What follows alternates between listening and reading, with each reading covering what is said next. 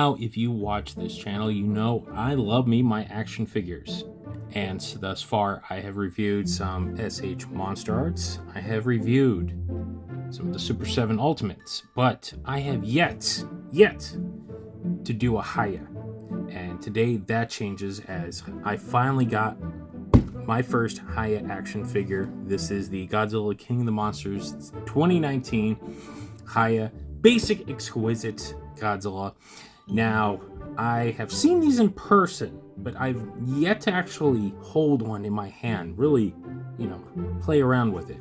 So I want to see if the hype is real, if these things truly are superior to the Monster Arts or the Super 7 Ultimates. And considering the price point that the MSRPs are on these things, that is asking a lot. Is it going to be a high quality, or is it going to be another Nika? Well, let's dive in, check this bad boy out. Okay, so first things first, this is in a thick box. I mean, look, you can see my hand there. So it's pretty hefty, very basic, if you will, just standard. I mean, look, it's what I would call a no frills package, but that's fine considering that this is supposed to be just a standard 6.5, 7-inch action figure. This is some heavy duty stuff. So, like I said in the opening, I know Hiya has been praised for its quality and for the price point that you're getting it. I mean, I paid $60 for this, so apparently they retail for $51.99. So, a little markup, which is still not bad. Packaging wise, solid. I kind of like this, but the only problem it leaves you, what am I going to do with the boxes? Well, that is a conundrum for us collectors that we all have to cross our own bridge on. So enough of my jib jab. Let's crack this bad boy open. Let's see how he stacks up to the other high quality Godzilla action figures.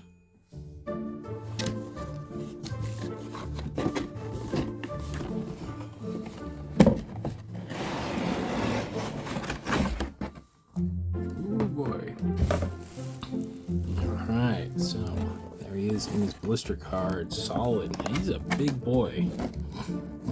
Alright, so this thing locked down. Alright, no taping. Oh, much appreciated. I cannot stand the taping. It's maddening. Wow! Alright, right in my hand. Again, this is the first time holding a Hiya figure. My God. Whoa, this boy has got heft. Oh my goodness. Oh my goodness.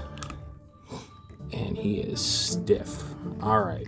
So, right out the package, this is insane. This is absolutely insane. So, before I do anything else, he has got big time action figure stiffness. So, I'm going to pause this video. I'm going to take the trusty old hair dryer, loosen him up so I can get a proper review of his joints, of his movement, because I don't want anything to break. I don't know what the QC quality thing on these things are. I've never really heard anything, but I don't want to take a risk. So I will be right back. Okay, I just spent about 3 minutes with this guy under an air dryer to loosen him up, because he was suffering big time from box stiffness, and he still got some of it on there. So I don't know if this is the way the figure is. I've run into this quite a bit, especially with Nika figures, and my fear is pull it out, start moving around, something breaks. That is the worst feeling in the world. I'm looking at you, Nika Pacific Rim figures. That said, in my hands, this thing is a marvel of a toy.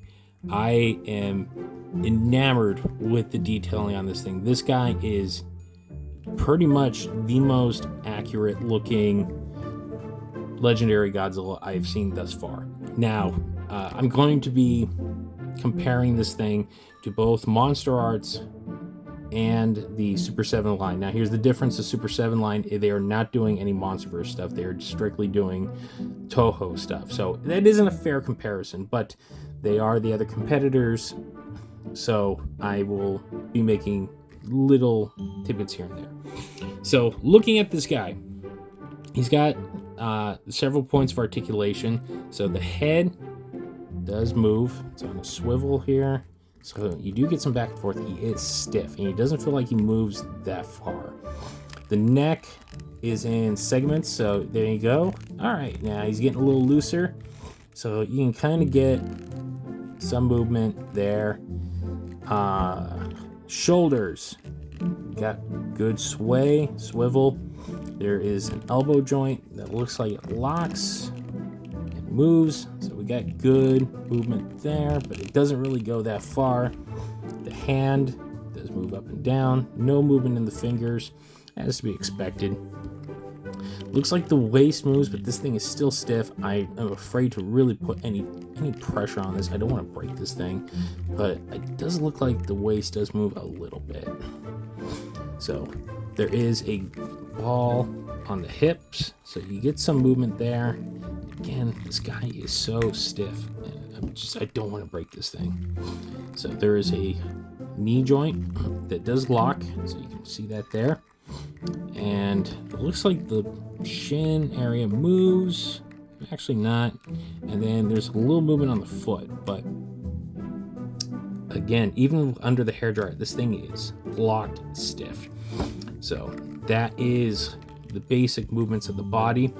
The tail does swing a little bit. This is something I noticed throughout the package, so you get some movement. So there you go. Up and down, but it is very limited, and that's something I kind of have quandaries with some of these figures, is the tail movement. Even Monster Arts, the tail is bothersome. It's something that I'll give full credit to Super 7. Their tails seem to be much more versatile. I'm talking about the Ultimate lines, not the Target figures. So the head actually is a very well made sculpt. Let me get close up here. So the head has got a great bit of detail to it. You can see they got the little bit of the webbing for the gums and the jawline, and the tongue even moves. The tongue is on a joint. So that, I like that. It gives you a little more to do with how you want your roar to look. As for the detailing, magnificent. This is one of the best one-to-one representations of the Monsterverse Godzillas I've seen thus far. To be fair, to give Nika credit where credit's due, I thought their original Godzilla was one of the best. The 6-inch one, absolutely love that figure. This though is better. He's slightly bigger. He's got heft. I mean, look, that is a solid toy. This thing, man, it's got some heft in it. I love that. That's my issue with SH Monster Arts. Those things are they feel so light and brittle that you feel like you're gonna break them. This is what you want out of an action figure. You want to pick it up. You want to play with it. I would say you can even give these to older kids. It would be fine. These feel like they're built to be played with. Unlike the Monster Arts, those are for collectors. This feels like the happy medium between Nika and Monster Arts, and the sculpting is absolutely beautiful. You can see in the entire body right here. I need my hand out of the way. So there is insane detailing on the scales. The paint job is actually quite good. I don't know if you can tell from this video and this lighting, but there is the kind of the black base with some light kind of dry brushing to give kind of that two-tone style. I know from my camera it doesn't look like you can see it as well, but trust me, it's there. The face actually has got some very good paint job working for it. The inside of the jaw is painted, so is the tongue. Get that better in there. There you go. So as you can see, so painted very well, very detailed. You can see the gills are actually in there. It gives you a very good look. at the sculpt. The sculpt on this thing is magnificent. I can't praise it enough. All right, so to give you an idea, like, so here's a better representation of the paint with the undertones right there. Looks fantastic in person. The scales, spines are completely detailed. They are very stiff, but a little rubbery at the top. When you get down here to the lower end of the table, this is like molded, where this feels like it's got a little leeway, but you don't have to worry about them. They don't feel like they're going to break if they fall. Like, these things can feel like they can roll with the punches, if you will. So, zoom out a little bit here. So, now that I have a Hiya in my hand, overall thoughts. This is actually a fantastic figure. I am very pleased with this. I paid $60. For that price point, I feel I got my value for my buck. I can't believe that they're selling a figure of this quality for this much. Monster Arts is averaging about $120 to $130 right now, and I cannot justify that. I can't justify that price for an action figure, especially one that feels brittle. What Hiya is doing better than Monster Arts is hiding the joints far better, especially in the neck area. I mean, they blend a lot better. The neck especially. The tail blends a lot better. You know, you still tell this is an action figure, but it is a well-made, well-crafted action figure. I do feel that Super 7, for their Ultimate lines, especially the later ones, that -1 so far has been peak of what I want out of an action figure. Now, you don't get any accessories with this one. A lot of the basic exquisites do not come with accessories. They are using this mold. I've seen like 3 or 4 different versions. There's one coming out with the plates colored and I believe a fire effect, but that is whether or not you want that kind of thing. If you're just a standard Godzilla collector and you want movie accurate representation, I can't praise this enough. This is what action figures should be today. Hiya knocked it out the park. I will definitely be picking up more of their figures. I'm curious to see what their Toho line is going to be like. For my first one, absolutely fantastic. Cannot praise this enough. All right, well, there you go. That is my first Hiya review. It will be the one of many to come. I do plan on, deep diving onto this line. It is, for the price point, perfect. It's, within that $50 to $60 range. I will happily spend that on this. I'm already spending close to that on Bandai figures, so for a full-fledged, hefty action figure, this is the way to go if you're a new Godzilla fan or you're a high-end Godzilla fan and you want realistic detailing. I cannot praise these enough.